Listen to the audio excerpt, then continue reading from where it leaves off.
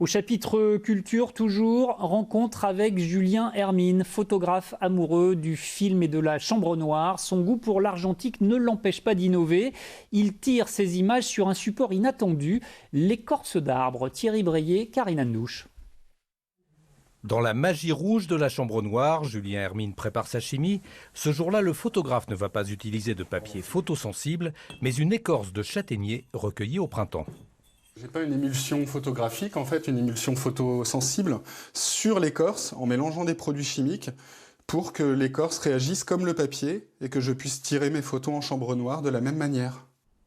Le confinement avait cloué au sol ce photographe professionnel habitué des voyages lointains. L'envie lui était alors venue d'un retour aux sources, à l'argentique, tout en cherchant de nouveaux chemins seul dans son labo. Je suis en train de révéler l'image dans le bac. C'est le moment le plus magique de toutes les étapes. Et il y en a beaucoup. Ces écorces, il les avait choisies sur des arbres abattus. Leur forme, leur texture sont uniques. Alors entre leur séchage et le tirage, il faut encore les accorder aux images avec l'aide cette fois du numérique. Je vérifie avant sur Photoshop si la photo que j'ai décidé de tirer et l'écorce coïncident ensemble, si elles marchent ensemble en fait, tout simplement. Et là, ça marche. Et comme une évidence, Julien Hermine a choisi pour cette série ses photos prises en Inde, en argentique, voici une dizaine d'années.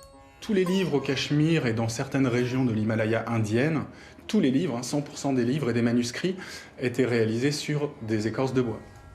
Donc l'idée, c'était aussi d'avoir une passation et de faire un petit clin d'œil à ces anciennes pratiques avec les miennes aujourd'hui et le monde de la photographie argentique et de retranscrire un petit peu cette Inde intemporelle sur ces écorces pour justement établir un lien entre les deux pratiques.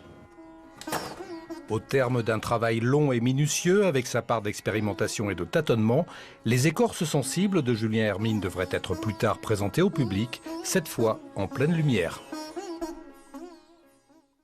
Et vous pouvez également découvrir le travail plus journalistique cette fois de Julien Hermine dans le métro rennais. Il participe avec d'autres photographes à l'exposition Report Images qui se déplacera ensuite dans différentes villes de Bretagne.